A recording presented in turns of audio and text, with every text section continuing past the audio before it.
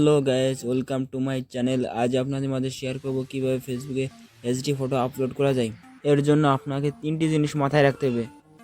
Step 1, ফেসবুকের official অ্যাপটি ব্যবহার করতে হবে। স্টেপ 2, ফেসবুকের সেটিংস ঠিক করতে হবে এবং ভালো নেটওয়ার্ক কানেকশন থাকতে হবে। এই তিনটে থাকলে আপনার ছবি এইচডি আপলোড করতে পারবেন।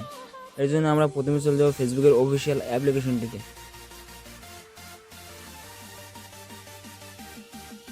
প্রথমে আমরা 3 ডট মেনুতে ক্লিক করব এবং নিচে চলে যাব এবং সেটিং অ্যান্ড প্রাইভেসিতে ক্লিক করব। সেটিংসে ক্লিক করব,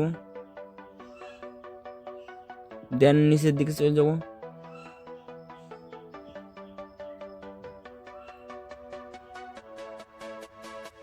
মিডিয়া অ্যান্ড কন্ট্যাক্টস ক্লিক করব।